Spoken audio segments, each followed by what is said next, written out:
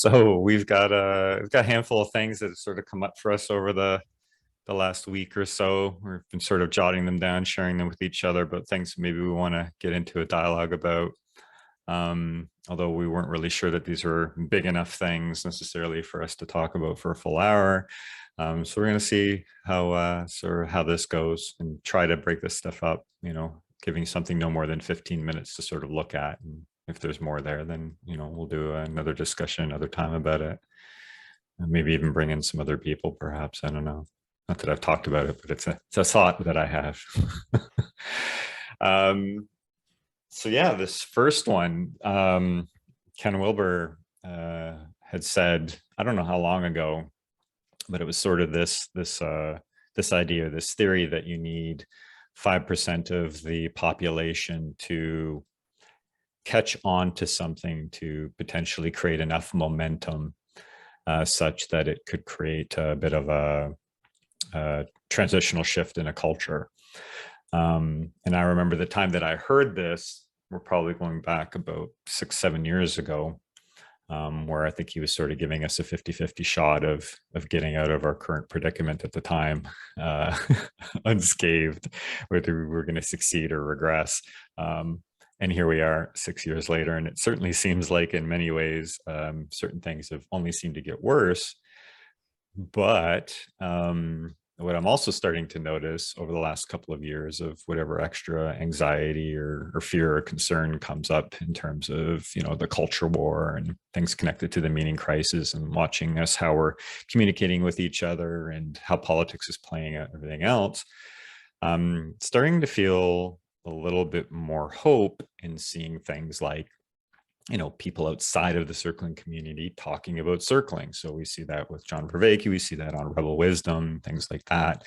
And sort of what sparked this for me is I was just going through my YouTube recommended list, and I've watched a couple of ZDoggMD videos. He's, I'm sure anybody watching this is probably familiar, although you're not familiar, right, Kasia? No, I'm not. Yeah, so he's been doing some, I don't watch a lot of his stuff, but some other people that I know do. And I've always found him to be pretty well balanced in his sense making around health issues. And he's definitely been somebody who's talking a lot about COVID and vaccines and things like that. And there's a short clip here where he was talking about, like COVID as a religion, and what I totally wasn't expecting. So he was on Trigonometry, which is a UK podcast, or a podcast out of the UK of a couple guys who tend to bring on generally people who are fairly controversial, and they just have a good faith conversation with them. And so he was on there, and he referenced my friend Peter Limberg, who runs the Stoa, because Peter has recently, I think it was in one of his journals, sort of created this distinction between thesis and antithesis in terms of, the two sides that one can have on COVID. There's the thesis side, which is, the mainstream sort of perspectives that we're getting out there. And then there's the heterodox or the antithesis side, like they're pushing back against it. So it was really interesting to hear him not only talk about this, but he's naming Peter by name. So I'm like watching this sphere of like the people that are close to me and people that I know and people that have been talking to. And it's just like, oh, it's like I'm sure Peter's like not too far off from somehow being on Rogan or something like that, as if, maybe Rogan in terms of audience or whatever is sort of the piece, because so many people who've been on Rogan's podcast have been on the Stoa. So it's just sort of seeing that. And then, with John Vervaeke being on Peterson's podcast a couple times last year, and then with our course, if there's a couple people in the course who learned about John through watching the Jordan Peterson podcast. So it's just like you start to see the threads. Yeah. So there's a little bit more hope of like, oh, maybe we're past 5% now. Like maybe there actually is, like, yes, there's the salience of it's, what I'm paying attention to. There's always that part. So I want to be cautious and conscious of that, but it also seems like there's some real momentum here. Yeah, I would agree. Like it's gotten easier still not totally easy, but easier to share with people, like what circling is. Like I can send them the Psychology Today article, Mhm. and I can kind of make like some kind of links, like with, you know, dialogos in a variety of different ways. Like there's a variety of different resources that I can pull from depending on what I think that person would be sort of more inclined towards. Like it's not just a few fringe people, or like a you know, a bald guy that talks about integral or whatever. Mhm. Um, so that's definitely really cool. Yeah.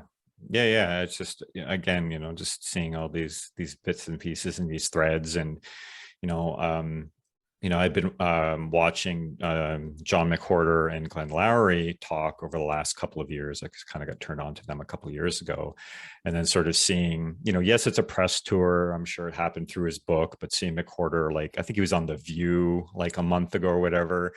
And then now, Rebel Wisdom put out a video, which I haven't watched, but I think you just watched Yeah, I just with watched him. it today. Yeah. So it's like there are these, I guess what we can call these heterodox views or these antithesis views that are starting to get more attention.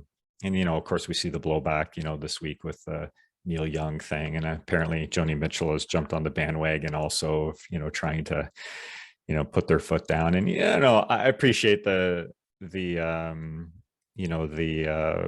your money where your mouth is, like do what it is that's within your power for something that you believe in. It's just a real shame that really what they're calling for is censorship, and they're trying to externally blame, this idea of misinformation against the choices that individual autonomous, people are sort of going into. Yeah, I also saw, I think it was a tweet, Barry Manilow said, like, I've heard some rumors with regards to me and Spotify, and like something like, I just want everyone to know I'm staying out of it. Like, I'm not like that Nice. angry. So it's Well, kind of, he is of that generation, right, of yeah, musicians. Yeah. yeah. I saw earlier this morning, James Blunt threatened to release new music if they got rid of Joe. So I thought that was a great little way to sort of get in there and deflate the balloon a bit. Yeah. Self-righteousness and stuff like that. But so it's exciting in a way in which you're sort of seeing this, and it seems to me it occurs as way less threatening as some of the other rhetoric that's sort of out there. So it's almost like, you always have the fringes, that are sort of, doing their thing, and, they shout the loudest, and we start to think like, oh, well, they're, everybody thinks this way. But when it's more the people in the middle start to engage, that starts to get a little bit more interesting and exciting. Mhm. And there's even some other like celebrity cross sections of this, like Matthew McConaughey. I don't remember what interview or podcast he said this in, but he said something along the lines of like, I want to challenge myself and others to be as radically moderate as they can manage. And so that sense of, these two sides warring, and that there's real value in balancing them is, I that seems to be very much in the ether. But again, we are kind of more attuned to it maybe than most people. I think it does seem the majority is still sort of stuck in one of those sort of two camps, just from the little temperature checks I get from, people I work with and whatever else. And that being said, 5%, oh, I think we're there. That's my random assessment. Yeah, well, and I think, sure, in terms of the general public not being there, yes. And I think, although I don't know that this actually came from Peter, and I'm going to get this wrong, I remember him reading something about talking about sort of the way in which things proliferate into culture. And it's sort of, I don't know if it starts, it starts with the philosophers and then it moves to the artists or something like that, and it's sort of like this idea of, the artists, to whatever degree they have a certain degree of visibility, therefore they have a certain degree of power and influence, right? So to start to see less controversial, even though it's a little annoying that if you're controversial, your opinions don't matter somehow, the content of your rationality or your logicality is somehow put off because you did this other thing that was apparently bad, this cancel culture sort of idea.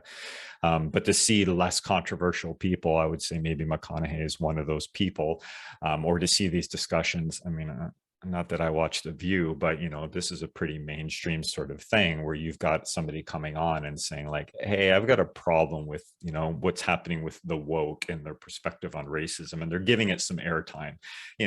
To what degree they were charitable about that particular interview, we could put up to interpretation, but at least, there's that mainstream sort of attention. And that seems like a step beyond, say, the stuff that Bill Maher does, to whatever extent, it's like, I appreciate what he's doing. I wish there was more to it. He's almost now, in the era of long form podcasts, he's almost barely a step above the mainstream media when they talk about something for 5 minutes and move on, but I remember when that was like revelatory, like I remember I would watch real time and I'm like, wow, these guys are like really talking about stuff. And now we've got long form podcasts where we're actually really teasing out the bits and pieces. So I'm feeling a bit more hopeful than at least I was before, despite some of the other things that we're going to talk about, I'm sure. Yeah. But yeah, so that's sort of where I'm at, is like I'm really starting to get this sense of like, oh, I think there's some real momentum that I think is going to trickle down, and maybe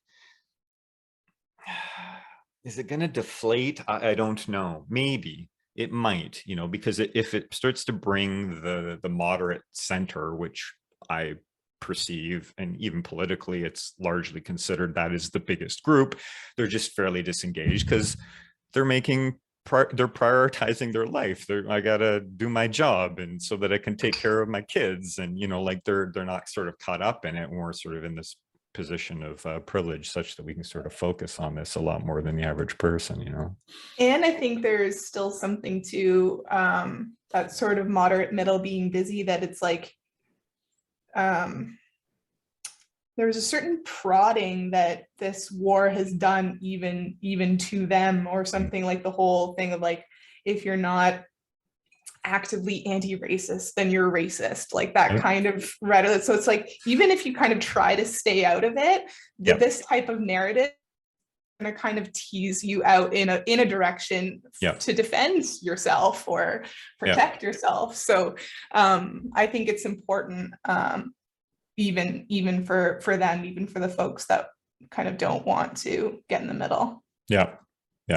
It's almost like not like the walls are closing in on them. It's nothing quite so scary as that, but it's almost like there's a bit of an open invitation, because some of the things that are being talked about start to occur to me as to make sense, rational, that anybody can get away from. And they're getting these ideas and they're like, oh, that mirrors my idea. Like their idea is not, like, it might have seemed extreme when only one bullhorn is the loudest, but when you sort of get, it's a pushback, but it's a considered pushback. It's not an ignorant pushback. It's like trying to create the balance of like, well, here's this one perspective, I've got another perspective, it's a boundary. Yes. Yeah, I think that's great. You're right. It's a boundary. And and I think that means that people are going to more notice that their perspective is being represented in a particular way in which they might not feel quite so alone. Or unfortunately, this is a bit of a tribalist sort of thing, but they can at least say, oh, all these people here think it, but it's not the most extreme view. It's like a multi-perspectival sort of view. So yeah, I'm feeling some encouragement that we have a bit more complexity available, or the general public has more complexity available, that they don't have to go hunting around and looking for it. How this is going to tease out, I don't yet know. But, again, if we look at the popularity of Rogan, and then we look at the proliferation of all these long form podcasts, I mean, here we are kind of working in that sort of area as well. And it seems like there's a good chance for some people to come across some better, more deeper sense making as they sort of traverse this broader dialogical, based sphere in the web. Yeah, Totally. So almost kind of picking up on that a little bit, is, I don't know if this will be like a reoccurring segment that we sort of do or whatever, but I'm going to call this one the media issue du jour. It's sort of like the way in which the media is driving me nuts this week or something. You know, and maybe we'll actually get lucky and be able to, and I'm speaking more mainstream, but not that I will really read anything that's not mainstream. Most of the non-mainstream media stuff that I consume media is, you know, long form podcasts, you know, that sort of thing. I tend to struggle to get into some of the more extreme conspiratorial sort of stuff. You know, I can read a couple paragraphs like, oh my God, your bias is, you know, and that's my thing with the mainstream is their bias. I can see it right away, but you know, when it's so much more egregious, it's just like, okay, you know, like this is like indoctrination sort of type language, as opposed to at least the slightly more subtle piece. Anyway, so I want us to talk a little bit about, you know, what we've been noticing in terms of coverage sort of around this trucker convoy that's, I guess the demonstrations have started today on Saturday. I think a couple hours ago. I haven't been paying attention today. I looked a little bit this morning. But for me, it's not even really about the convoy. It's about, you know, what I'm seeing in the way in which the messaging is there. And then, you know, how one side has a particular perspective and then how people want to like latch onto it and make it into something else. You know, and I'm seeing this as well in terms of, you know, Rogan's mentioned it, and I think Russell Brand's mentioned it, but, you know, their perspective on it is they're also inflating it in a particular way. You know, like they're picking up on the mainstream coverage of it, and then putting sort of their spin on it. And I just feeling like a real frustration. So, you know, the general, like you just want the facts. yeah, well, you know, like I think the thing I was saying to you is, you know, one of the things that I've noticed is, you know, depending on what you're reading or who the source is, you know, the numbers of how many trucks are in the convoy or how many people are in it varies wildly. So a couple of days ago, on the same day, I'd read one article and they're talking about like 300, and then I'd read, you know, another article and it's like the police are preparing for 10,000, and then I would read like another article that says the organizers are saying there's 50,000, and then there'd be another article that's saying, well, mathematically that's not really possible. And it's just like I said to you, like when they were going through Toronto, provided they were actually in a convoy, and the acknowledging that there's going to be different convoys, but the main convoy that was coming from the west to Ottawa, why didn't they just count? Why didn't they just on the overpass? You know, they were saying, you know, took them 2 hours to go through Winnipeg or something, and it's like, okay, but at what speed? You know, like there's these ways in which, you know, they use language in a particular way to imply something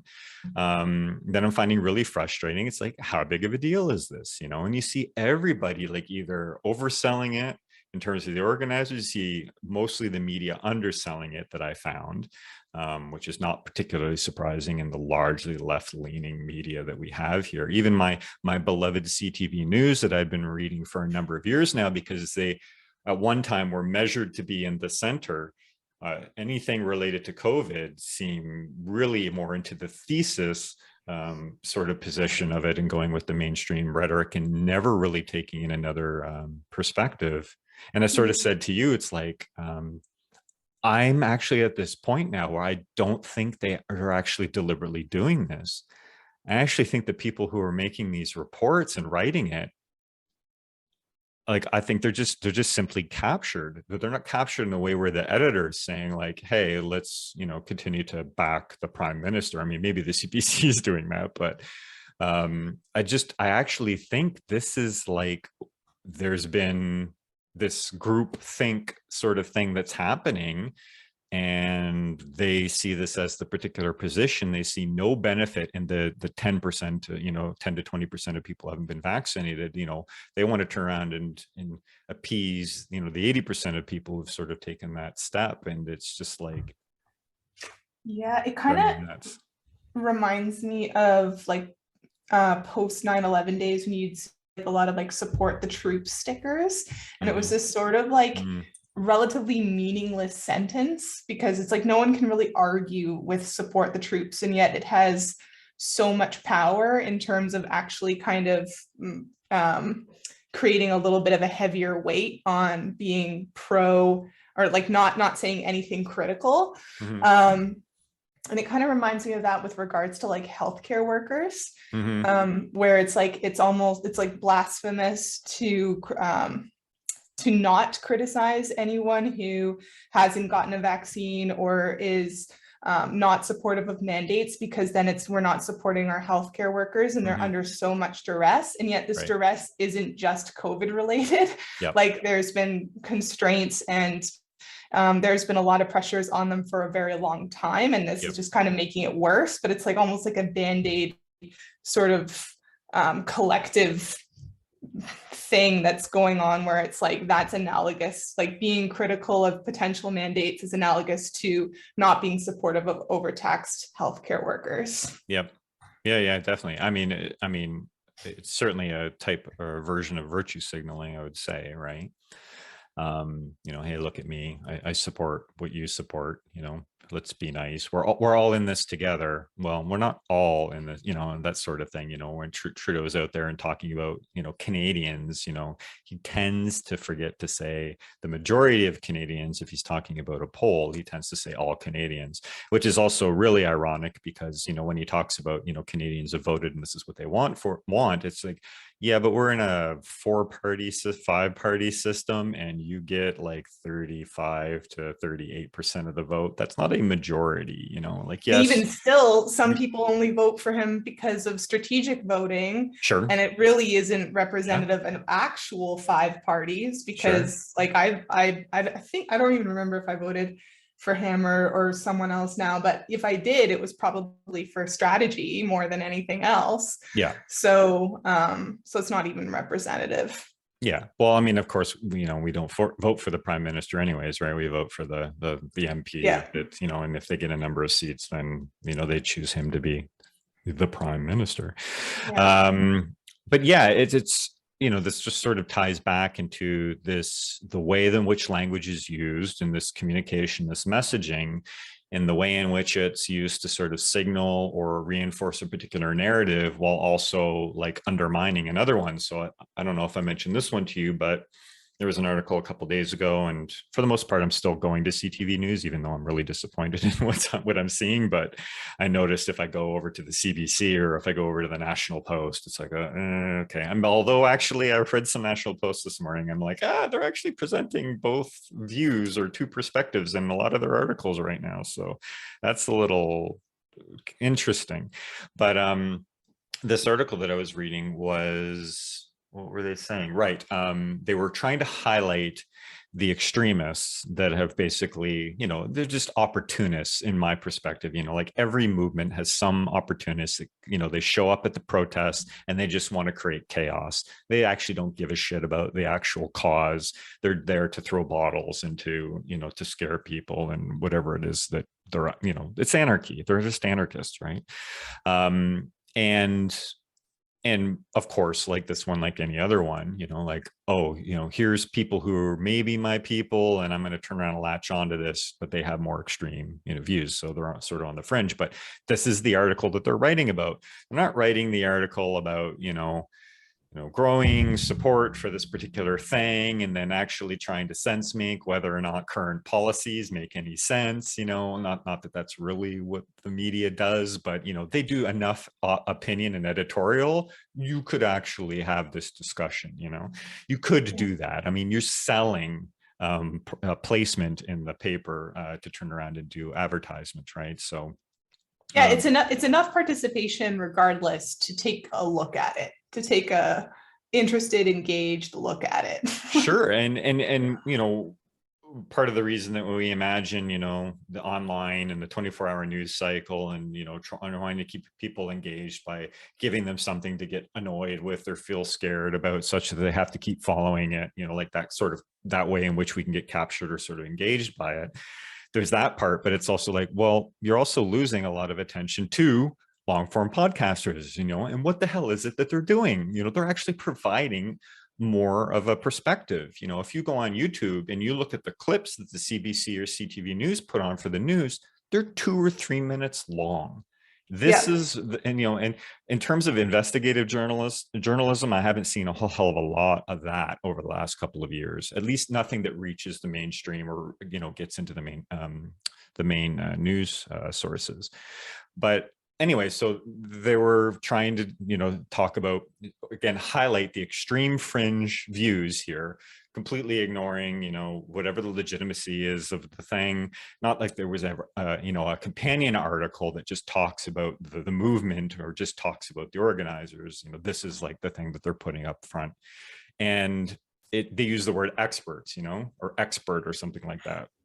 Experts are really concerned about the growing rhetoric.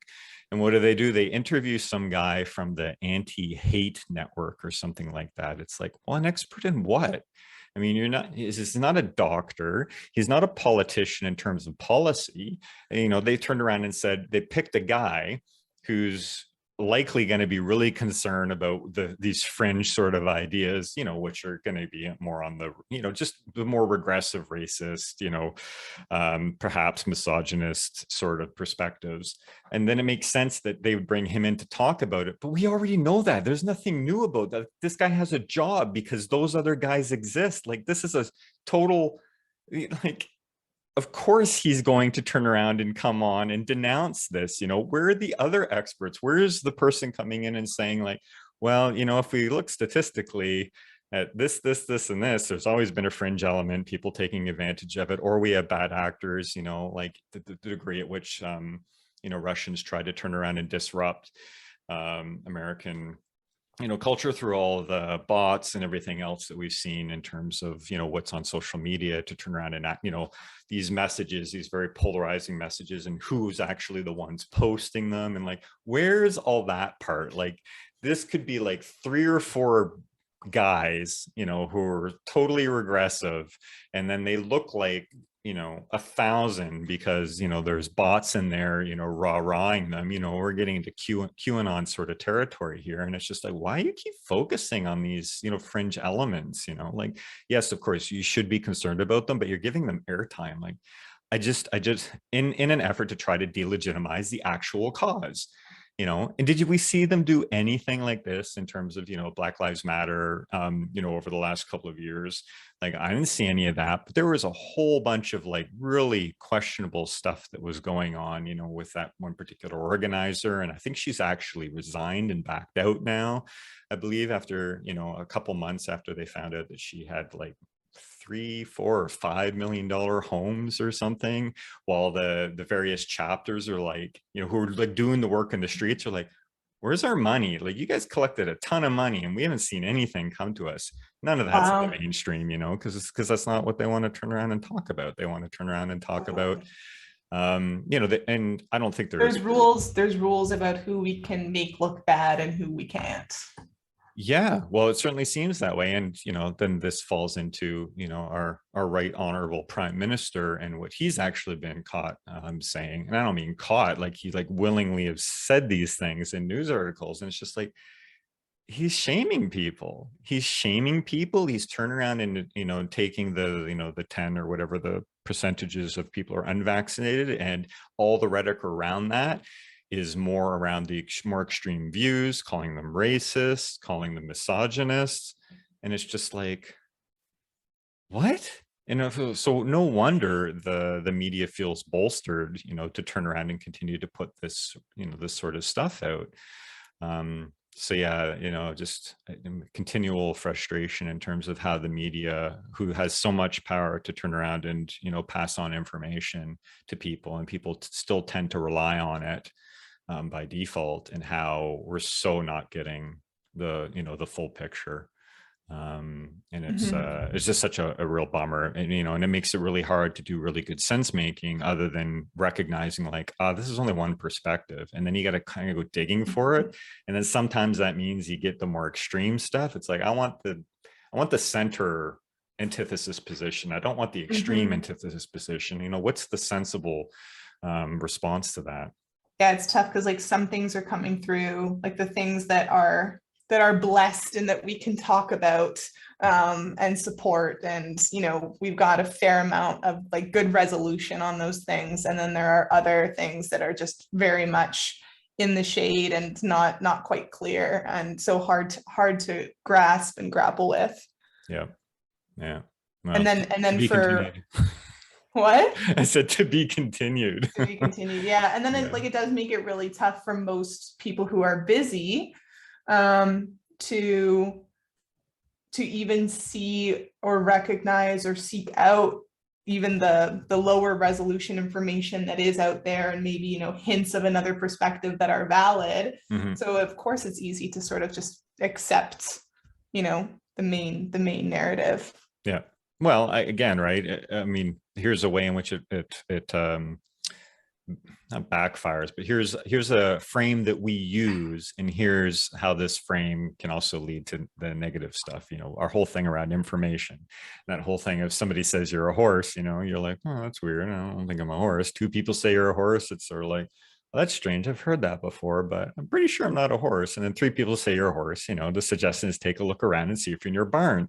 And the thing is if the media is telling you 30 times this particular thing, how are you in a position to necessarily argue it when that's Totally. the brunt of the messaging? And then people pick up on it, it becomes, sort of, and then there's the way in which it becomes a game of telephone too, or as people start to relay the information, that might have been accurately reported, they start to put their spin on it, their narrative of how they heard it, and they're not interacting with the media to try and check to see if what they think is right, and this is how we end up with, well, this is one way in which we end up with distorted perspectives, right? For sure. Because I mean, anyone who's interested in, being self-reflective, and, I try to do that as well. Like if, orient myself somewhat in relation to what's around me and who's around me and what I'm hearing from them. And there is a point where, one does have to just have conviction in one's own sort of beliefs and interpretation to some extent, not for that to be fixed or immutable, but there's something to that actually, like, it's kind of caught in my throat. Like I feel some energy here of just like how important that is, as well. Like there's a both thing there for me in that. Yeah. And it takes a lot of energy. It takes a lot of time. So it's sort of this thing of like, as life continues to get faster, it's like, the helplessness of being able to disseminate this information, when you turn around and you have like a particular fact that's out there in the world, and then you see the surveys that are being done, these randomized surveys, and how so many people can get something so wrong. It's not that those people are stupid per se, it's that the way this system is working, it makes it really hard for a whole lot of people in a lot of contexts to have the right answer. Like, yes, they have their own biases in how they hear it, but there's everything else about it, the middle class being squeezed, and then bias in reporting, because of where the money is, and then all sorts of things that really start to like take this truth, and then this element turns it a little bit, and this one turns it a little bit, and then this one over here, and this one, and then it's like a really partial, almost half truth by the time it reaches somebody's ears.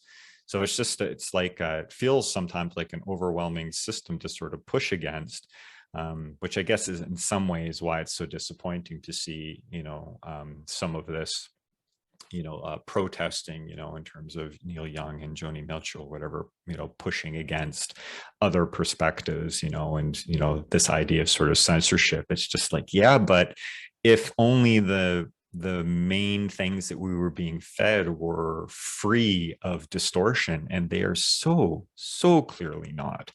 And that's not like a conspiracy. That's just like, you read and look at, if you can go back and you look at the last 10 days of coverage on this convoy, what they've talked about, and the articles that they choose to write about, I'm not even sure I came across any one of them that interviews the organizers or interviews anybody in the convoy. I've seen some video interviews of people standing on the side of the road supporting the convoy, but I'm not actually sure of the 35 or so pieces of media I've consumed around this, I've actually seen somebody stick a mic in the face of a trucker who's on that route, or the organizers, and saying like, hey, what's this about?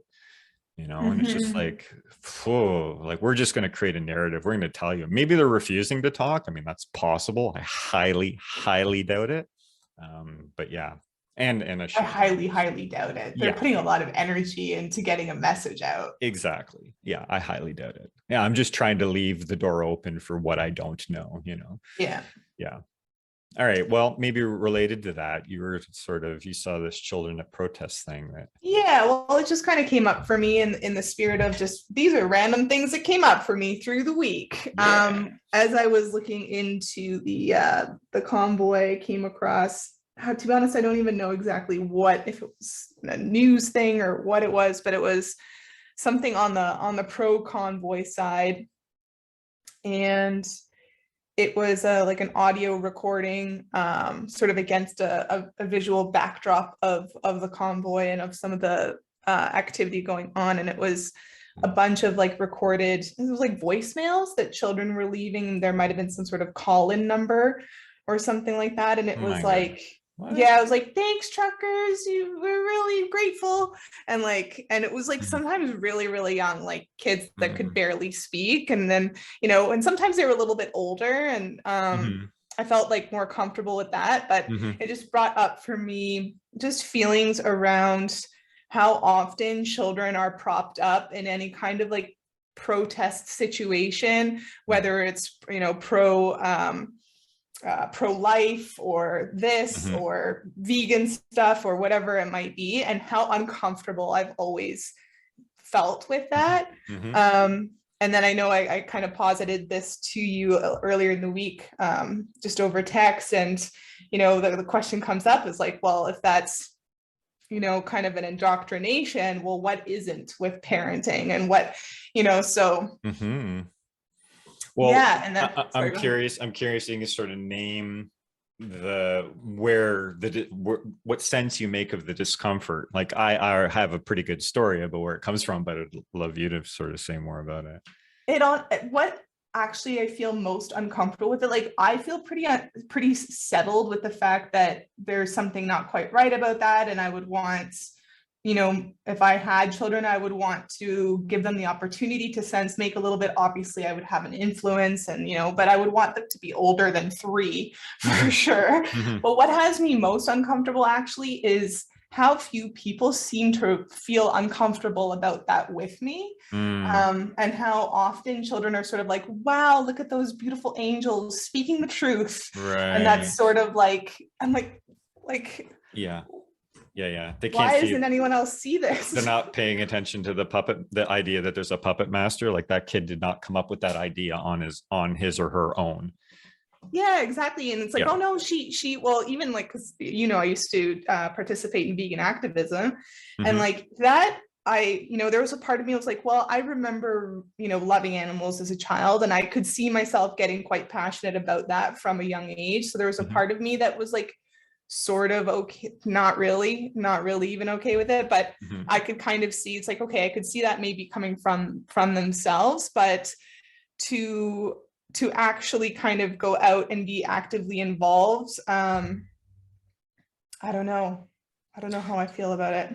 Yeah, like there's the one part that I can look at and I'm like, oh, I appreciate the idea that, this is an attempt to have children engage in some form of public discourse, have them engage in more actively in society.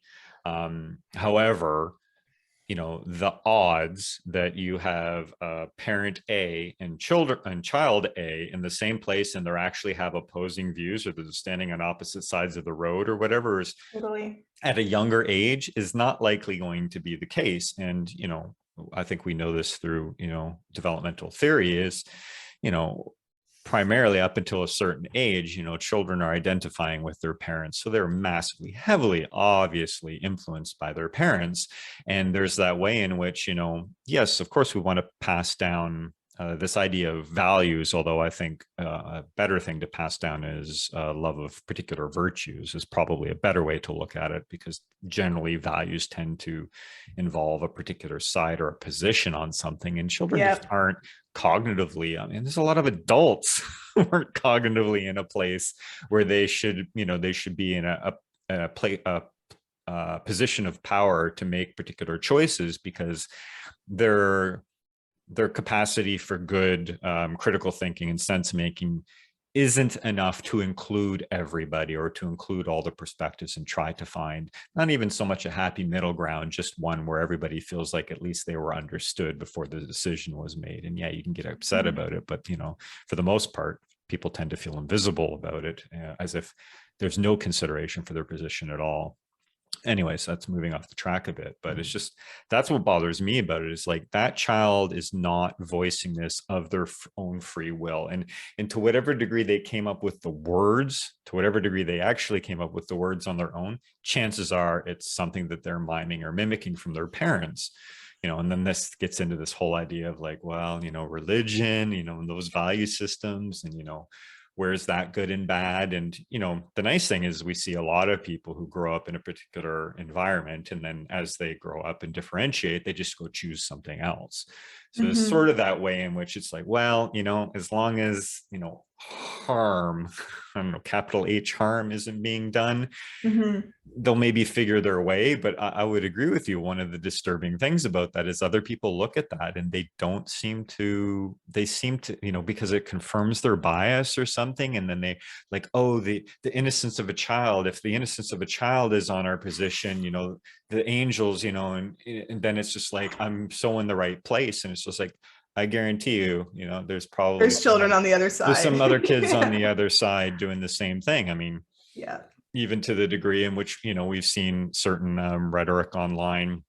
I mean, geez, anybody who's been on online gaming for the last decade and heard the voice chat of 8 to 14-year-old boys on there, you hear some really dumb shit.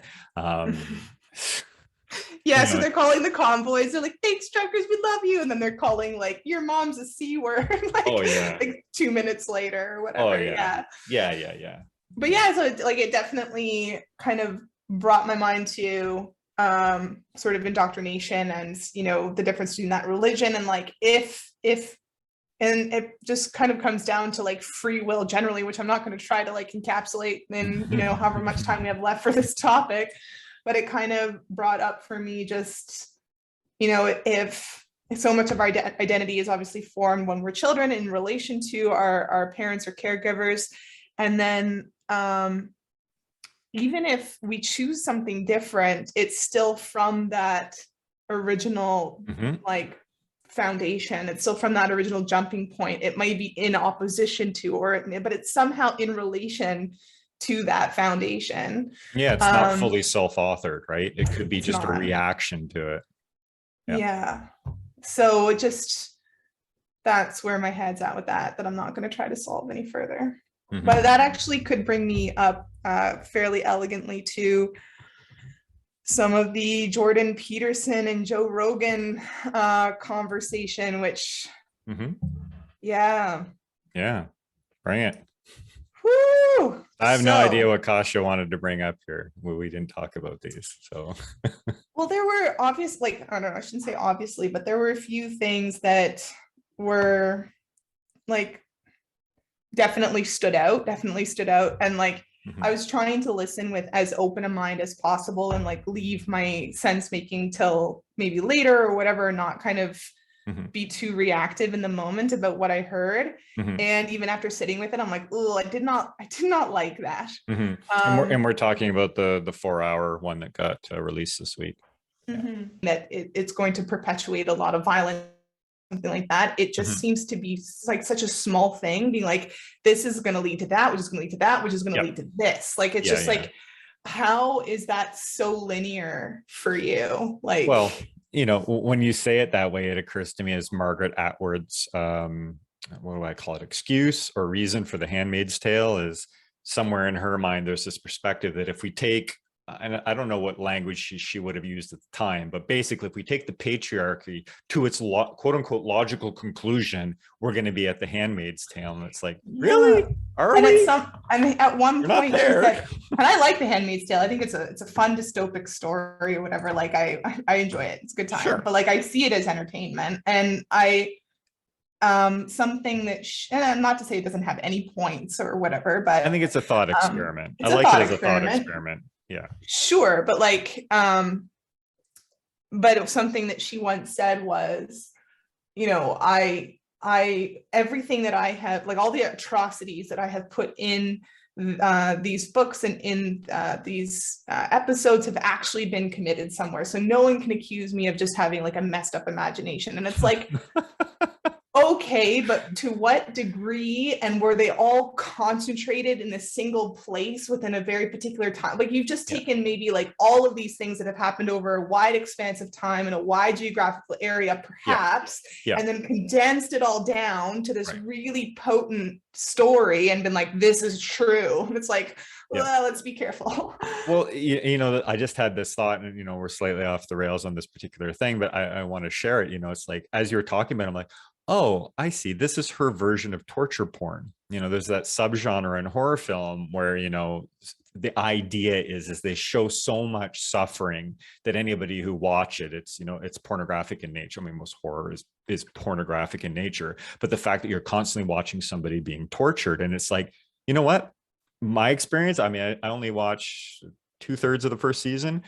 That was torture porn. That's actually the same thing, because this is not a thing that's like, yeah, okay, this piece over here and turn the dial up on this thing over here, without a doubt. Like, if you can think of it, somebody's done it somewhere, right? Of course. But this is just like a never-ending sort of like thumb on the wound sort, and that's why I stopped watching it. I was just like, you know, but it wasn't like, this is too real into how I experience, you know, society. It was just like, this is so uncomfortable. Why do I keep entering into this world? You know, I felt the same way about Succession. Like, the characters, the actors were so good. These people just greedy and manipulative. And I'm just watching it. And I'm just like, after the first season, I'm like, I don't think I'm going to watch the next season. And I even hear about how much people love it. And I'm like, nah, I don't think I want to do that. There's some kind of like porn addictive, you know, not to disparage anybody who enjoys the show, but for me, it occurs to like, I'm going in to feel suffering again. And I'm going in to feel suffering again. And then, you know, and it's just like, why would I keep doing? I can find enough suffering in the real world that I don't need. There is something like, I don't want to get too far down this road, but there is something for me in it, or there has been. There's something about like just the whole when I kind of leave that suffering, there is like that hero story, there is that perseverance and resilience thing that I was kind of taking from it.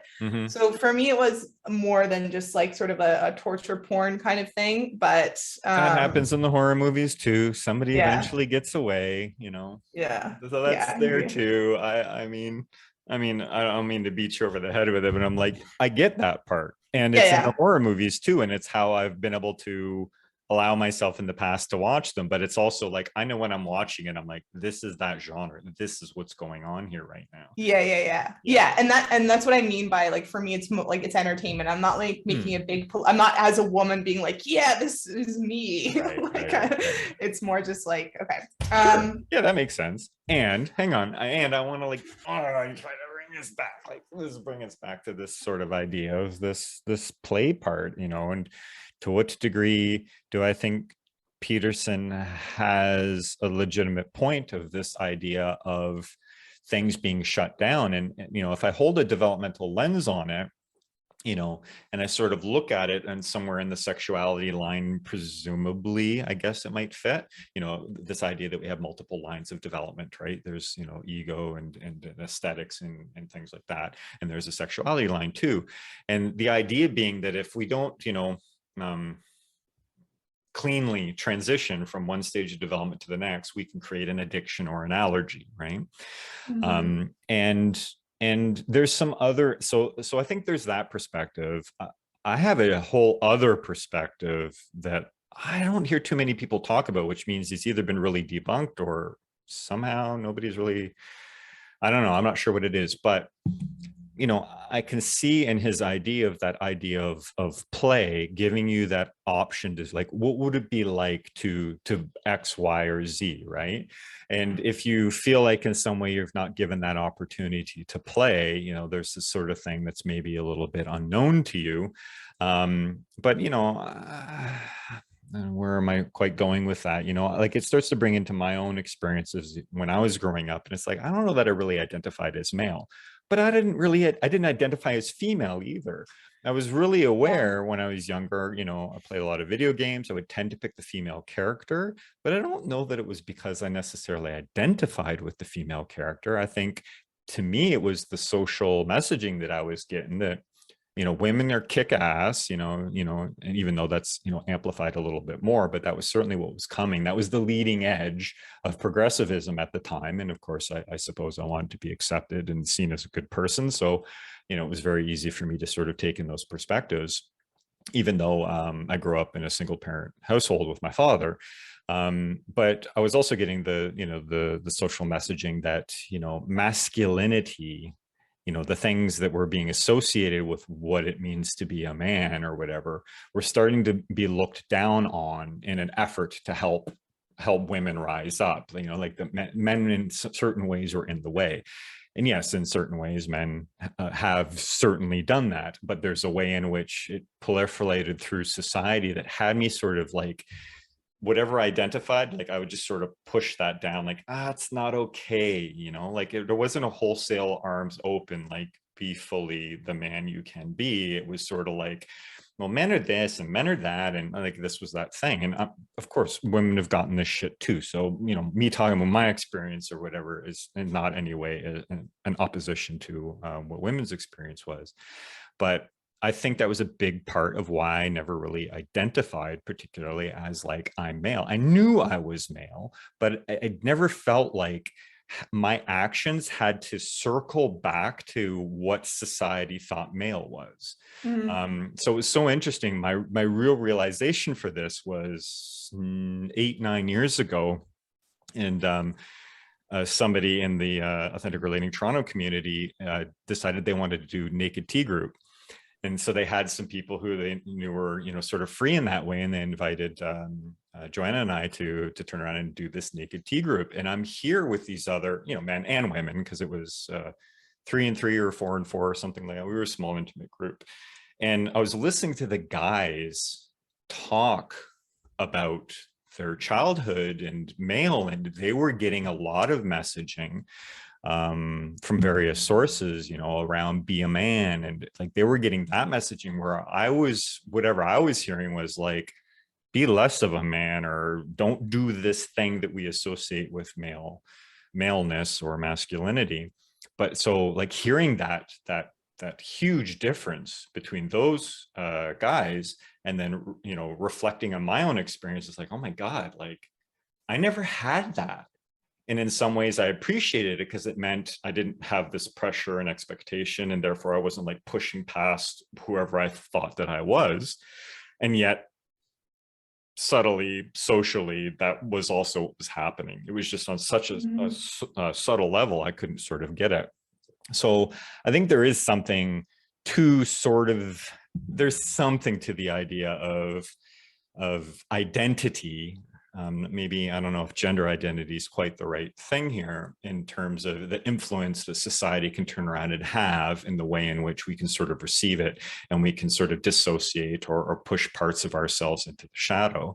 I think there's some legitimacy to that. Maybe there's a lot of legitimacy, but in my world, there's some to it. But and just to share some of my personal experience, like I was raised in some ways, I was raised sort of by several people, but with one particularly influential relationship that I had was very much to be feminine, very, very much. And in grade, like second half of grade 10, I cut my hair fairly short. And it was my grandmother, like her first question was, who authorized this? Like, it was just very like, this is absolutely unacceptable. Right. And like anything that I did that was like somewhat masculine was quite unacceptable. Mm-hmm. And, you know, in my sort of mid to late 20s, I started getting really interested in gaining a lot of muscle. And there was a period of time where I didn't know if I identified as a woman truly. And like I had actually gone out and bought like a fair amount of like very masculine clothing, like in the men's section. And like I was just playing. I was playing and I didn't know. And so when I heard that, there's like all this backlash. And like I could have seen myself at that time potentially identifying as trans. Like that could have been very available to me. Yeah, like under the social idea of self-identification, everything, you can see enough overlap of your experience where you could have easily slotted into this idea and made this particular kind of claim. Totally. I was flirting with the idea of making that claim. Yeah. There was a time I went through where I very much hated my breasts. And like I still don't super love them. I just sort of like accept them and whatever. But like, and I know that I kind of know that they are sort of objectively aesthetically pleasing, and I'm fine with that. But it's not something that I particularly agree with, but it's like, oh, I've sort of synthesized those perspectives and I sort of like them, but it's not, anyways, it's a little bit complex, but that makes sense. Yeah. So it's when I hear these things, there's a part of me that's like, I am really glad that someone's saying it. Because someone might be confused. Or just experimenting, just trying it out, just playing, like I wonder what this is like. Oh, no, turns out that's not for me. I mean, I'm doing that all the time within the confines of heteronormative relationship, and yet I'm still experimenting. Totally. And even if it is for you to express, and like if it was for me to express in a more masculine way, like I want the invitation, like I want us to sort of get to a point where it's like, that doesn't mean I have to have, you know, male on my birth certificate necessarily. Not to say that shouldn't be allowed or something like that either, but that there are so many degrees of expression that one can have, and that, you know, personally, you know, just speaking for myself, I'm really glad I didn't get top surgery. Not that I had gone that far in my thinking and I was like actually doing it, but from that place of, you know, wanting to have a flat chest. Like I love the line of where I could see the pecs, that I liked. Cleavage I did not like, you know? So it's like, so there's all these ways that we can express, in ways that we can change our bodies in, you know, a variety of ways, surgery, you know, weightlifting, natural, not whatever. And I kind of want all of that to just be on the table and played with. Well, I mean, I like the idea, and, you know, we should probably move on to the next one, but I like the idea that it is on the table. I don't really have any closing statements. All right. These things can't be tied up neatly with a bow, Taylor. No, none of them really can. I don't think. So there were some things, like I found the first part of the podcast, I felt quite uncomfortable. Like Jordan Peterson to me seemed quite rushed, unsettled, maybe a bit ungrounded, maybe a bit too excited to be there or something. I know he's gone through a lot. That was just like what was coming up for me. I'm not trying to say that I know that this is true or anything, but that I was just like noticing that. And I, you know, I'm just with that because this was in the early part of the podcast where he starts talking about climate. And I was just like, oh, with that as he, like, I think most people who want to be critical about anything will know that he's not a climate scientist. I think most people know that. And yet there is something about, you know, a lot of people take his, you know, he's kind of the dad sort of, maybe a lot of people take a lot of what he says quite seriously. And I, you know, later in the podcast, when he starts talking about nutrition, he's like, I'm not an expert on this. Like, this is just my take kind of thing. And I really just wish he did that with the climate stuff. Like, I think he was kind of going for, like, you know, combinatorial explosion. There's so much to take into account. Therefore, we can't.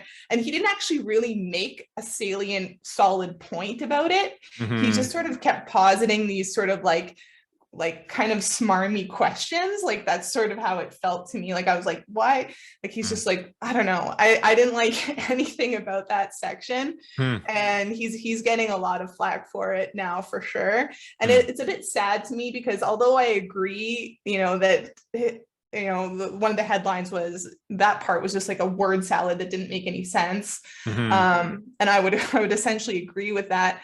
But the thing that makes me sad about it is that it's like if he had said like I'm not an expert on this, like it makes me sad that people will be able to essentially disregard him wholesale Right. because of him not kind of framing things in a better way. Well, yeah. Well, what I'm sort of hearing. So first off, the beginning of the convo, I think maybe I said to you like I really wasn't engaged in. I wasn't following it. Yes, I was sort of listening to it in the background, but I think maybe to a degree there was a word salad, or I causally sort of recognized like neither of these guys are experts about this, or I just didn't find anything to hook into. So I think there's sort of so I should say that in terms of any of the content, I don't know what he said at all. However, this also draws an interesting, a theme that's underneath that of this idea of can two people not have a conversation, and can we not turn around and say just because like right now you and I are saying I'm sure I've said something that's not statistically correct or scientifically accurate. I'm not claiming to be, and I get that this is the part you're maybe hoping for, although there's a way in which like it gets exhausting to constantly qualify yourself or qualify what you're going to say, try to cover all the bases in advance. Anytime I notice I do that, I tend to lose my train of thought and the aliveness that had me want to say the thing, because now I'm trying to like cover all the bases and protect my ass so that I can actually express something that maybe is at the edge of my thinking, or maybe isn't something that, so that I can engage in a flow of conversation to hear another opinion that might help break my frame and help me reframe it perhaps a little bit stronger than it was before. So it's frustrating for me to sort of hear that there's a blowback about a conversation between two people who are definitely not experts in any way, shape, or form. It's not even, probably part of the title in any way. I didn't see any clips getting thrown up from that. And they're going to turn around and say, well, see, yeah, Peterson's an asshole or whatever it is. And this is like two people is trying to make sense of the world about something. And if they're not experts, and even the experts are going to make mistakes too, all perspectives contain truth. Some are more partial than others. Yeah, that's a real bummer. Like that idea that you just can't, like they're trying, like they're having a dialogue. And when you're turning around and like trying to shut that down at every turn, well, he's wrong and he's wrong and he's wrong or whatever about it. It's just like, that's not helping discourse. We need more discourse. You just keep shutting everybody down and shaming them or saying you've got that wrong. That's not helping us get more wise. For sure. Should he be talking about it on a particular platform? Should he have prefaced it like he did with the stuff around the carnivore diet and stuff? Would it have been helpful for him to say it? Maybe. And again, I don't remember everything, but I remember that conversation started in the middle of them talking. So Rogan's, support guy, Jamie, like that's when they started recording. They had already started a conversation. So who knows how that might have started, I think maybe what is important to me here is just wanting to acknowledge, like there's a part of me that wants to acknowledge the allergy that I think a lot of people feel towards him. And it's like I don't like some of that comes up for me when he speaks, and I can't discard everything he says, and I appreciate a lot of what he says. So it's like all of that's in there, but I could definitely feel that allergy. I definitely can empathize with people that have that reaction of like, fuck you, because he sounds in that moment to me, he sounded like he really thought he knew what he was talking about. And there's that sort of like, smart kind of like, I'm super smart, but you're not actually saying anything like that I can grab onto at all. Yeah. I mean, I wish I caught more of the content so I could speak more to that. But the one thing that I'm aware of Peterson that I actually liken in myself is that he has claimed, said that he acts as if. Generally, this has been in relation to the question of, do you think God exists? And, his answer, I wouldn't say is necessarily evasive. It's just, it's not a black and white answer for him, as I think it shouldn't be for a lot of people. The broader perspective you can take in and the stronger your sense making is. However, Peterson says, I act as if there's a God, right? And I've noticed for me, and I've gotten blowback from this, less so the last 9 months of doing authentic relating, but prior to how I would show up in my assertiveness, and there'd be this perception of a lot of arrogance. But what I knew of myself was I acted as if my perspective was the true perspective. But the thing was, I was always open to debate. I was always open to get into the dirt and hear something that might break that frame now as I know it, and help me reshape it. So there was always a willingness. There wasn't a refusal. There wasn't like I'm going to turn around and walk away if you don't agree with me. And I think most people are sort of in that place. But this opportunity to have discussions is being shut down around anything that's particularly quote unquote controversial. Not that climate change should be controversial. And who knows, maybe, maybe he did say some really stupid, nonsensical shit about it too. But again, wanting to get to this idea of like, so he's acting as if his perspective on climate is true. And, I don't know if Joe was able to sort of come in with anything more, in which case, maybe it's just a discussion that they probably should never have gotten into in the first place, Yeah, it kind of lands to me as something that Joe was sort of trying to challenge him a little bit, but the way in which he was being like, Joe doesn't know enough about it to challenge him effectively. So it was kind of not really going anywhere, in my opinion. But like, I totally get what you're saying, and it really does boil down for me as well. And like, no one person is going to be right on everything that they touch on, and that doesn't mean that they shouldn't touch on things. And it's like,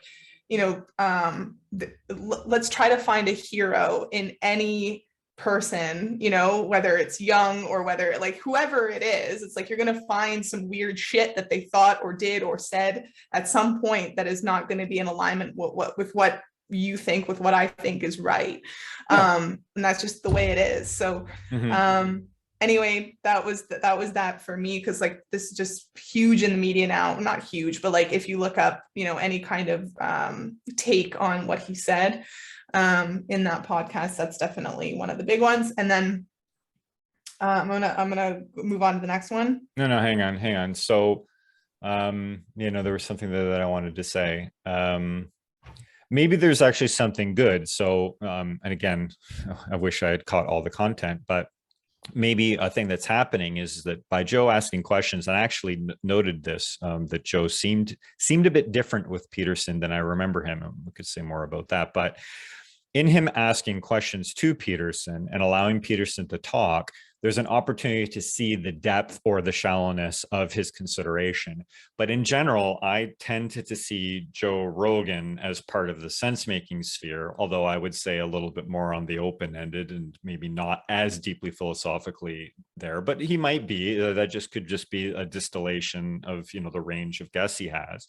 And I definitely know that Jordan Peterson is part of it, in terms of, intellectual dark web and, that group of people, him and Harris and the Weinsteins and whoever else, at the time, Dave, I forget his last name, and Ben Shapiro and those guys. Like, there are definitely people who are out there. So yes, some of them are more politically leaning, but they're sort of out there trying to make sense of the world. They're trying to expand on a particular perspective.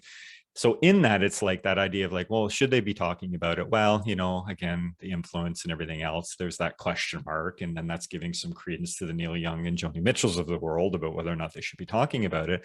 But we should also just have better critical thinking in general as viewers, and turn around and, listen to Joe asking him the questions and listening to Jordan answering them, and determining whether or not Jordan actually is displaying that he has the depth of knowledge to speak authoritatively in any way about these positions. And then notice like, oh, you know what, his thinking around this is actually pretty narrow. Maybe I won't use Jordan Peterson on climate stuff, but when he starts talking about other things, exactly, then it's just like, yeah, right.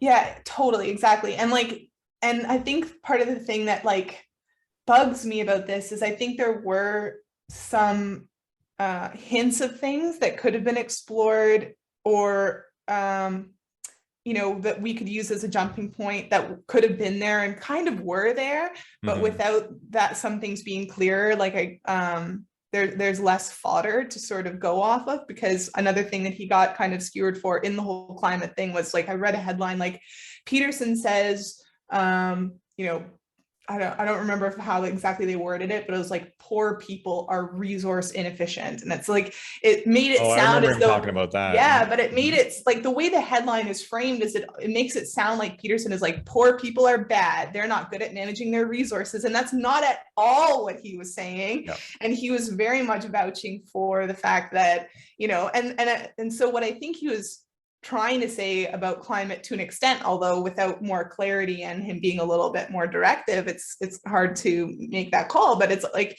I think what I imagine he would kind of agree with, although I have no idea. Sorry, Jordan, but like, I'm sure you're listening to this. I'm sure you've got time.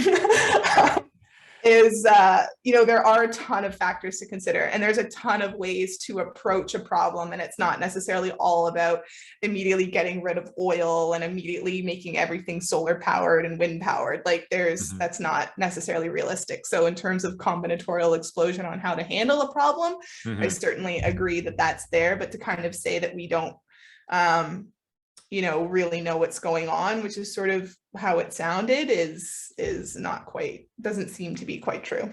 Sure. Yeah. And again, in terms of the content, I'm not sure, but in Yeah. terms of, them having the conversation, and maybe that's the context in which where I said that maybe they shouldn't be having the conversation, is they shouldn't be having, because people are out to get these guys and they will use Totally. anything they can to turn around and prove, look at how much of an idiot these guys are, rather And than, look how much of an idiot you are for thinking anything he says well, sure. is remotely correct. And that's just Yes. like another thing to bring to the Thanksgiving dinner table. Yeah, which I know Yeah. you're very intimately familiar with that connection right now.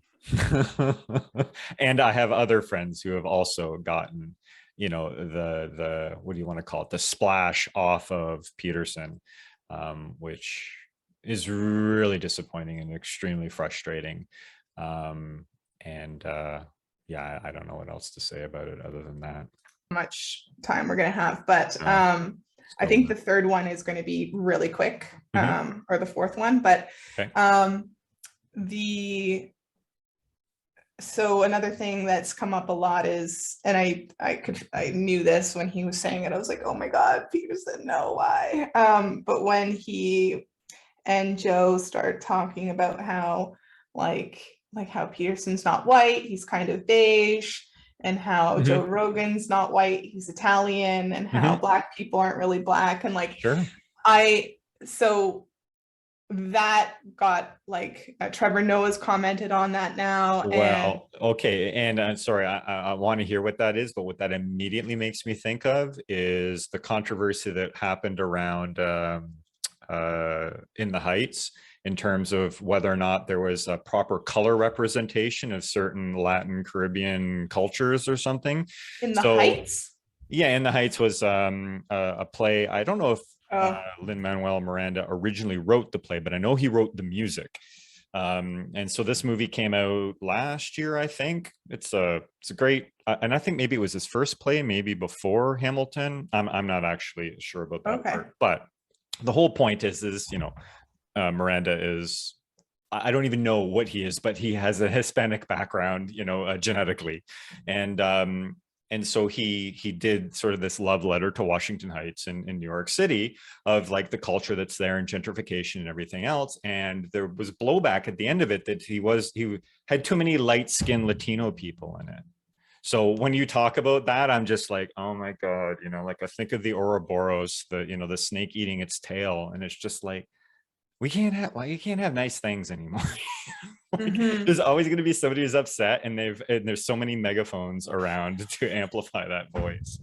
But Sorry, yeah, like when I heard that, and I mean, this is pretty much exactly what not exactly what Trevor Noah said, but what he was touching on was like Blackness, like isn't some like being Black in America, let's say, to simplify it, isn't something that, you know, people who were taken as slaves from Africa, like people did not identify themselves as Black. That was something that was put on them and now is culturally kind of a thing. And so, I mean, sure, that's the okay, great. So what's whiteness?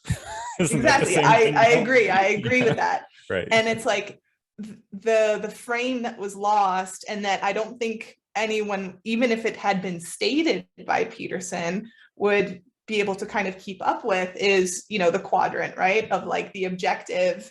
And like, sure, so they went into the objective frame without kind of saying like, okay, there is a difference between, you know, the cultural meaning of the word Black and all that entails, and then there is also the fact that, can we also just recognize that there is such a wide variety of colors and cultures and whatever else, and, you know, so I feel sad totally that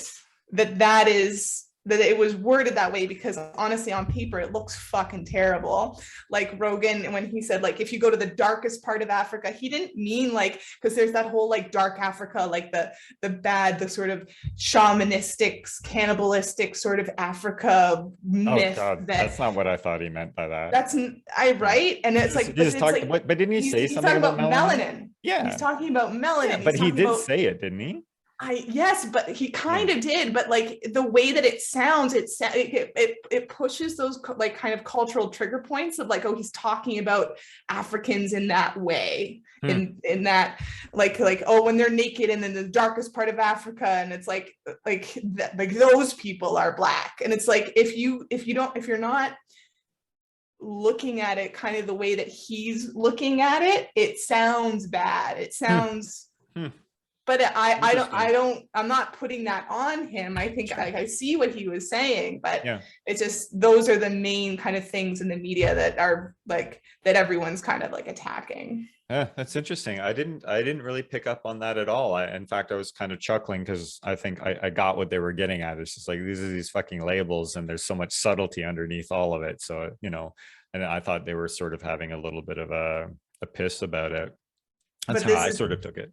This is just going to be a way for, you know, an easy sort of platform to cancel them on. Sure. Right. So we're going into another thing of like where they said something and, you know, maybe, you know, in the grand scheme of things, there isn't blowback, so that the things that they say that are smart and intelligent and wise get amplified. Maybe they shouldn't have said that, because, and yet for me, I'm like, you know, and I get that. And I'm like, I want to push back on that. I want to say that's not the war that we should be focused on. Like, that's a losing war. Like, that's just going to create so much a suppression of expression, you know, if we continue to start perceiving these things in that way. And, you know, I'm aware in the ways in which I'm doing it. Well, that's not helpful for your cause. Like, but it's also like, but that's part of the problem. But being overly cautious also isn't helpful for the cause. Oh God, no, it's completely useless, because they're going to find something anyways, you know. Oh, look at the way in which you stumbled over it. Like,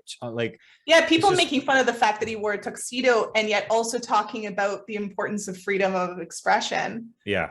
I remember, I think I said something to you about, you know, that I've been enjoying watching the Aella and Preach, this duo. I think they're in Montreal, and they do a lot of topical sort of, you know, culture war sort of conversations or whatever between the two of them. They're primarily, I guess, comedians, although I think one's more in dance than, anyways, they work together pretty well. And I get a bit of a chuckle out of sort of their way of approaching these things. I think, you know, there's enough depth of perspective that's there with these guys sometimes when they talk, and yet there's also like some full-blown, you know, regressive sort of, I'm just going to make the most outlandish sort of joke in this moment, you know, sort of thing. So I like the way that they sort of play with that, and they're sort of like, you know, try to cancel a sort of perspective. But I remember they did a thing post Chappelle where they were looking at a video that a trans woman had put out or whatever, and it was just like the contradiction from like one sentence to the next sentence in terms of like, you know, perspective, and like, I want things to be this way, but it's okay when they're not over here, and, you know, it's just like, you know, and I love, you know, like, I don't like the idea of like people being shamed, but I love like when their bullshit is called out, you know. So I was really sort of appreciating sort of that part of like, you're contradicting yourself. Get your story right about how you think things should work, and stop, trying to co-opt things for your own benefit and then condemn them when they're not to your benefit, you know.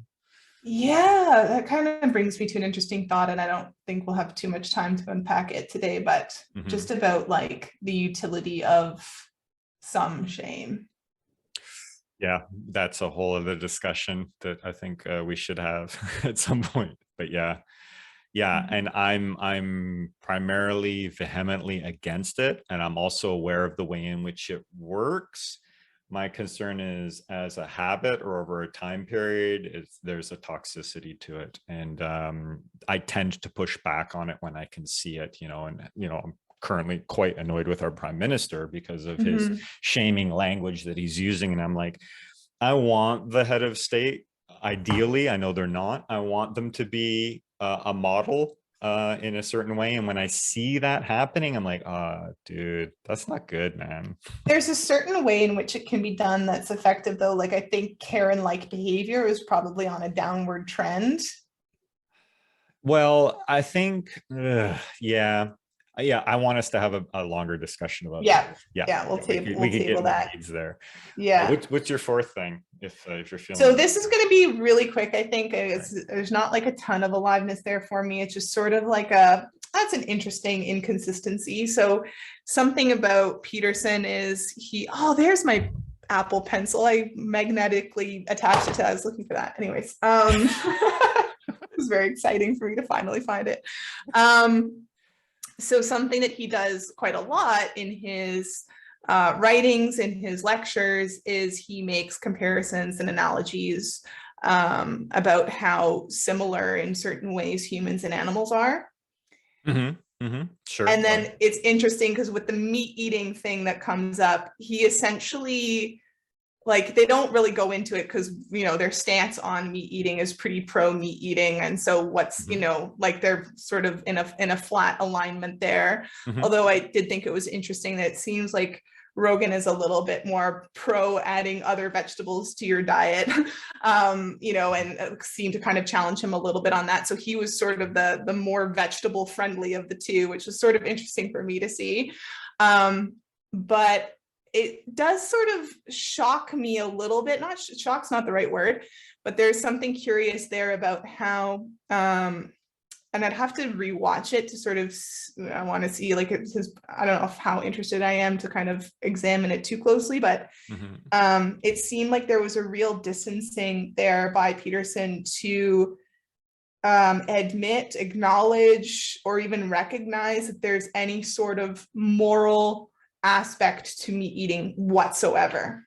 Like that there's, when in so many ways he compares how similar humans are to animals in so many other contexts. Sure.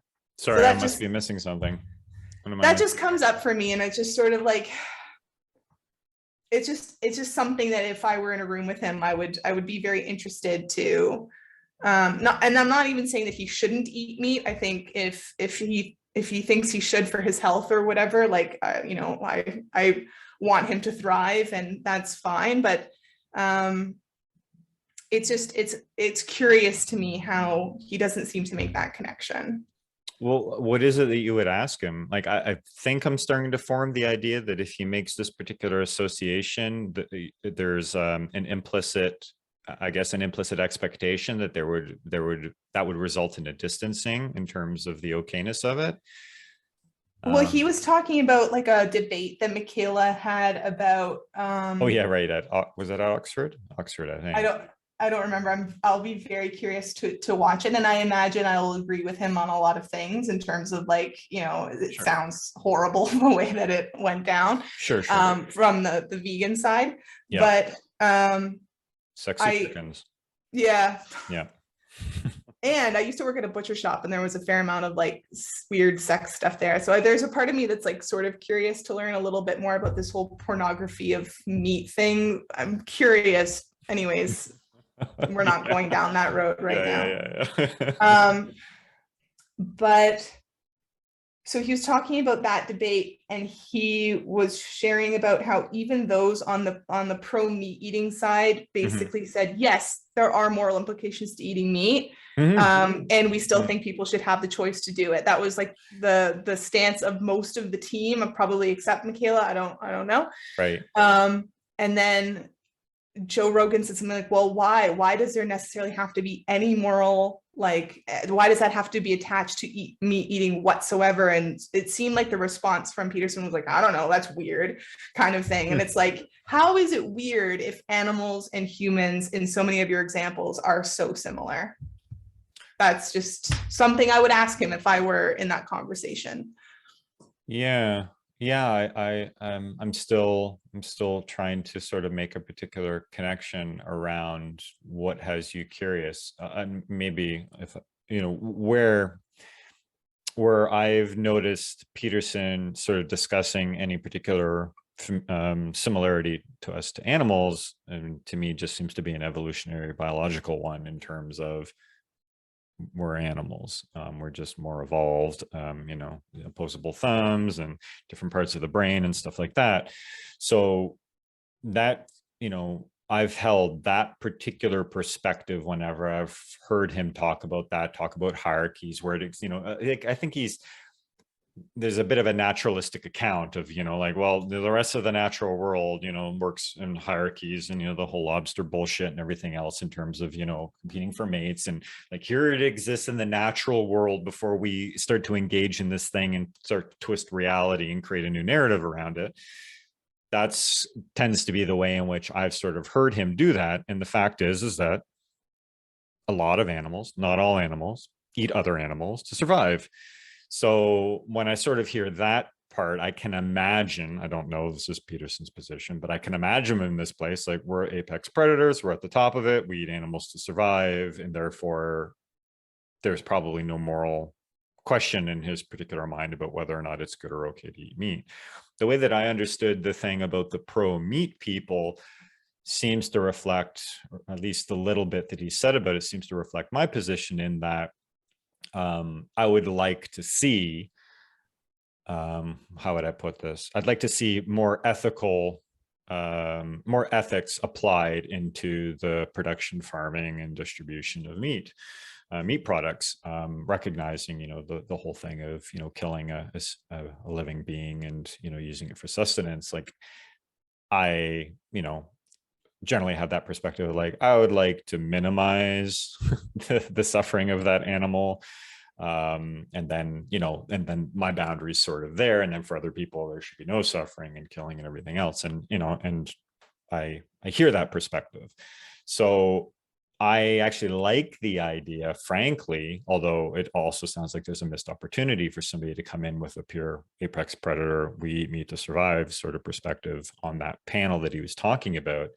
I like the idea that the ones that are pro meat maybe have shifted a little bit to this idea of starting to promote, like, yeah, we should be able to do it and we can do better. So let's do Mm-hmm. better, rather than, because I think that's one of the most egregious areas, that, if I would imagine myself to be on the other end, I could take such an issue with that. I would still have, the whole sentient being, and the thinking and ration, and that part, that's another part of it. But there's the part of the way in which we actually farm these animals and kill them and everything else Mm-hmm. that I'm upset about when I'm aware of it. And, and it's been a big part of why, for well over a decade now, I've always tried to at least prioritize, organic meat, in that, the at least to whatever degree that these organic certifications work. But the way in which they've certainly been sold to people are,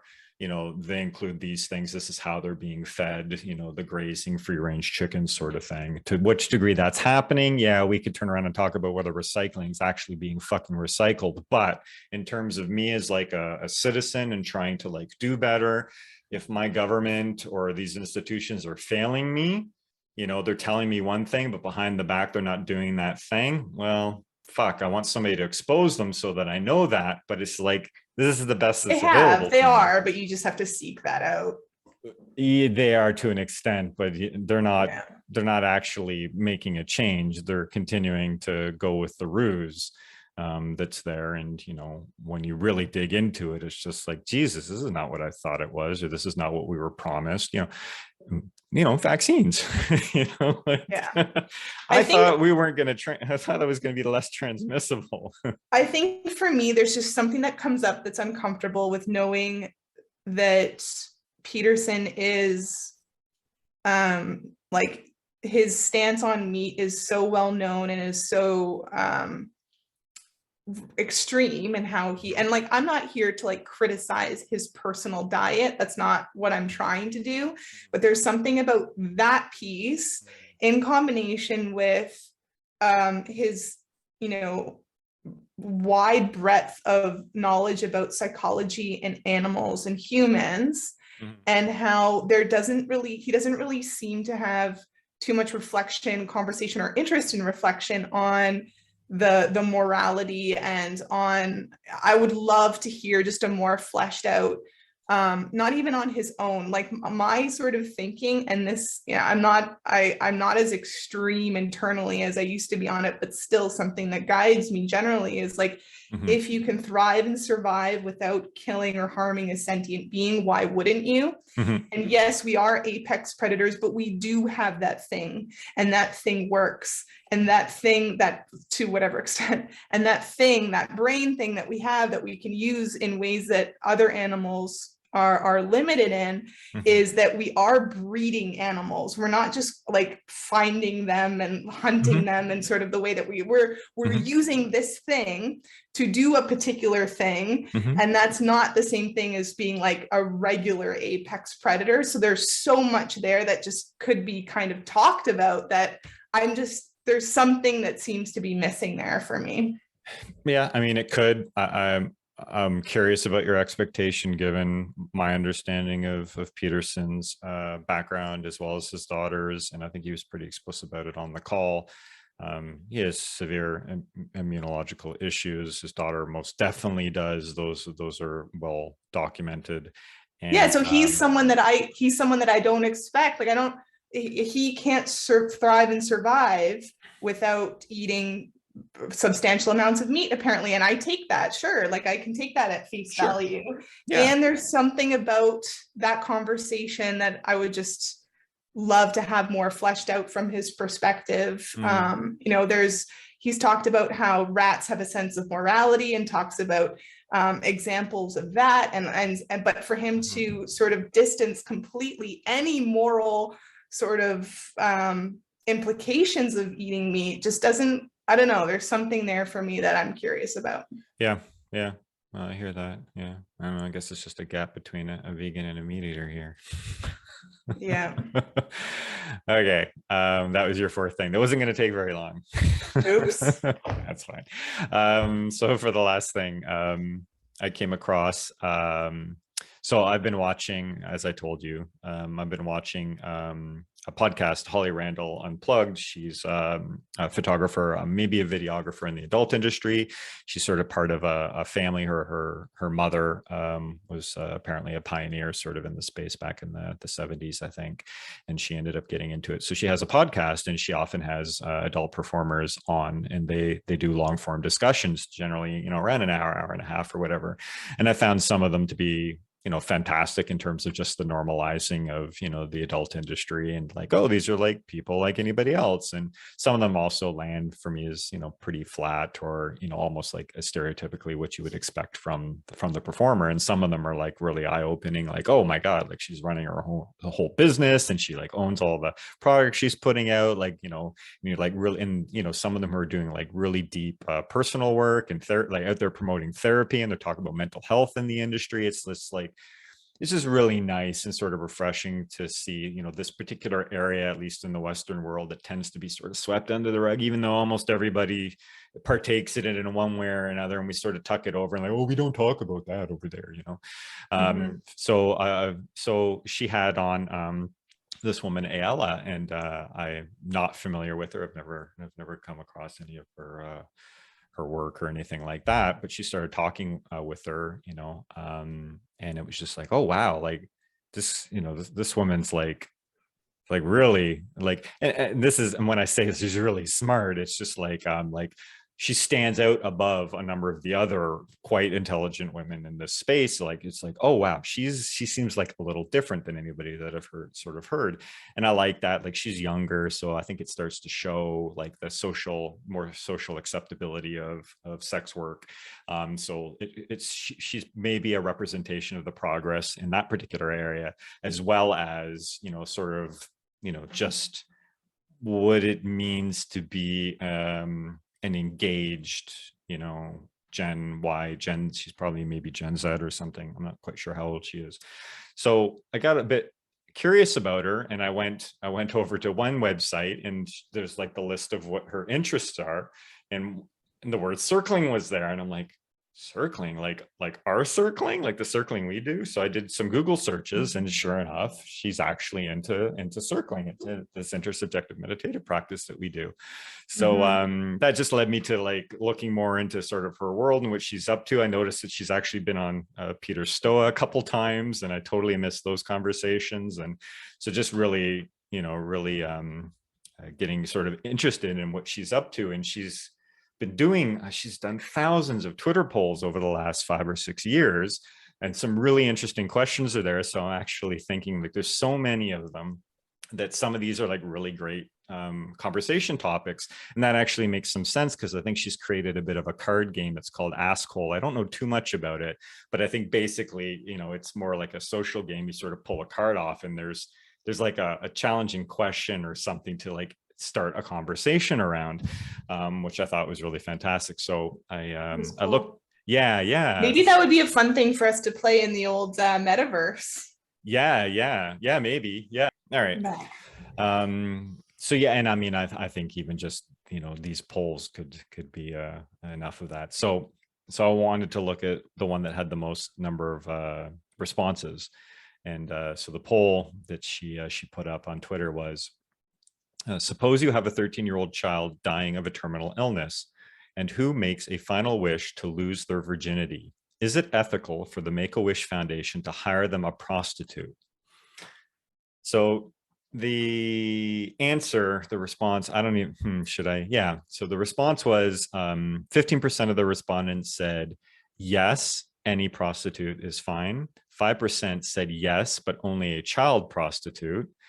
10% said yes, only an adult prostitute, and 70% of the people said no.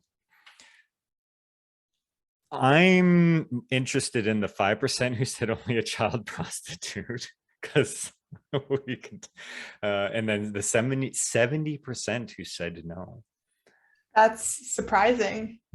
Well, especially considering that this is a poll on somebody who's, although not fully known for her sex work, she actually does have some polls in there of like, have you seen me nude, or do you know me as a sex worker or a porn star? And actually, a lot of the people who seem to have responded to that through Twitter actually don't know her through that.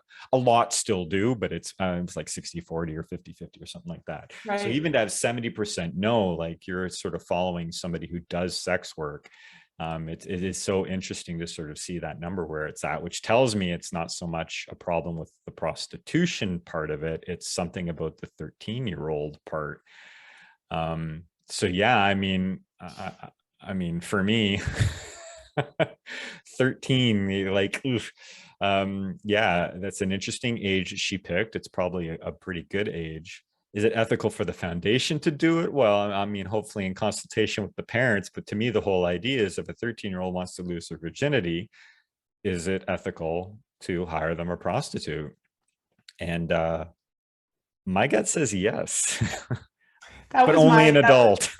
That was my gut as well. Yeah. And then I kind of had to, like, it landed as like really important to do a lot of vetting because I thought as well about the prostitute, like that could be traumatizing for that person as well. The prostitute, like right. After the child dies, there could be some ongoing trouble that person has as well with. So it just, there were a lot of things that came up for me. Well, I'm curious what else is there, but I want to answer, sort of say something to this one. So it's interesting you have your attention on that, because to me, if I sort of consider the context of it, I'm presupposing that the sex worker in this particular case is an experienced sex worker, ideally, not somebody who's it's their first day. And I say the adult because, my expectation is an adult who's doing sex work. Of course, this is not going to be the case for all of them, but I think a lot of them, have found a way to either compartmentalize or to sort of manage any particular type of connection or attachment. And certainly a number of them would have had sex with younger people. Certainly, I'm sure they would wholesale say no to 13-year-olds, but if this was a thing that was allowed, it was sort of sanctioned and they weren't going to go to jail for it. To me, I just sort of see it as like, I'm just doing my job, that sort of perspective. And, maybe, yeah, there could be like a slight connection just because of whatever connections made in there. And it's the loss of a human being. But I didn't actually really consider that this would be not from such a significant impact, Not necessarily from the connection standpoint. Anyways, there were just a lot of things that came up for me about like what could go wrong. But my gut instinct, my gut was like, having been a 13-year-old girl, having been a fairly horny 13-year-old girl, my gut instinct was to say yes. Mm-hmm. Yeah. Mm-hmm. Yeah. And I'm sort of, what else is happening here is I consider, I'm thinking if the 13-year-old is asking for this, that's already in their sphere. It's not like the parents are saying like, hey, before you go, you want to, that's not what's happening here, right? Or at least that's not how I'm imagining what's happening here. Mm-hmm. What's happening here is you've got somebody who's likely entered into puberty and who's been dealing with an illness in the final mm-hmm. parts of their life, and this is a thing that they're not going to get to experience before their death. And I guess in that way, you don't know what you're missing, so maybe you're okay dying without it. But in the other part, it's just like it's the end of their life. There's just like something about it, and it's so surprising to see 70% of people would say no. Yeah. I also used to work for years. I lived there actually at the Ronald McDonald House, so I encountered a lot of sick children. And something that I noticed about a lot of sick children, especially terminally ill children, is they seemed to be older.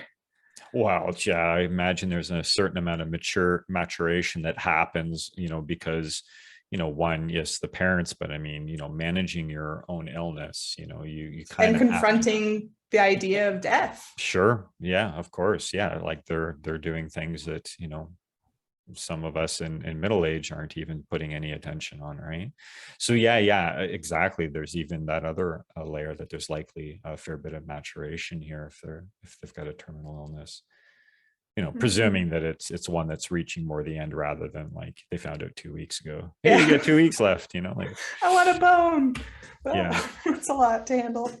Yeah. So I'm so curious about that 70%. Like I imagine some of them are, or just, some of that 70% is probably has a more fundamentalist view, but I'm so curious about the sort of the clarity there. I mean, the 5% only child prostitute, I'm like, well, number one, child prostitution shouldn't exist. Right. In which case I'm like, no, you're now, what's the word? You're now, it starts with an E.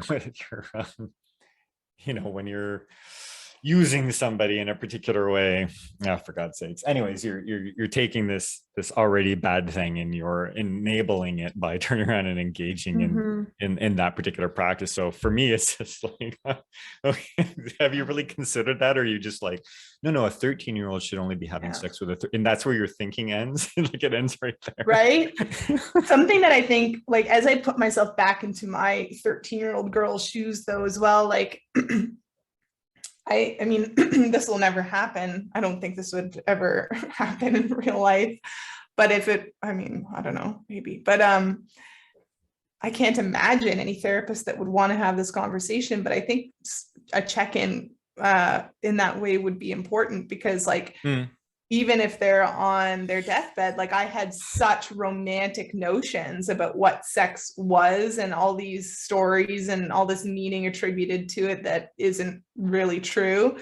So it's like, can you imagine what if this 13-year-old girl really regretted it, or was really heartbroken now in the last moments?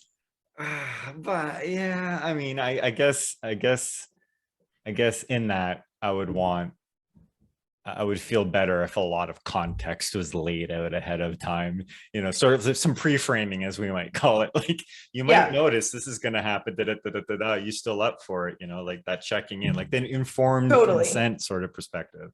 As much as is possible for a terminal 13-year-old. Yeah. But it wouldn't be an easy yes for me. It wouldn't be like, even though that's my gut instinct, it wouldn't just be like oh yes. Like there would have to be a lot of consideration put into. Well, and then as aware that you constantly referring to a 13-year-old girl, which which makes sense because you're female, that would be your go-to. It's also like, well, there's also a difference there in terms of like, generally, at least the way I've understood it and in my experience, it's generally really uncomfortable, for the first time for girls, and yes, there's a discomfort for boys, but it's not the physical discomfort that we're talking about, right? So there is sort of that particular part of like, oof, this might not be, you're not going to have it'll be the only sex of your life, so I guess it will be the best sex of your life, but you're not going to be having the highest potential should you have lived a longer life in that first particular part. But it's again, it's like, it's an experience they're asking for. Like some of them asked to go to Disneyland, and I've been to Disneyland, and it was pretty good. But is that like the best thing that I could think to turn around and ask for? Like there was also things I was disappointed about Disneyland, like, oh, I don't like that. So it's just like, it's an experience, and it's a thing that they want to have and feel like there's, like, yeah, like fucking life is gonna end. Like, I know, some autonomy.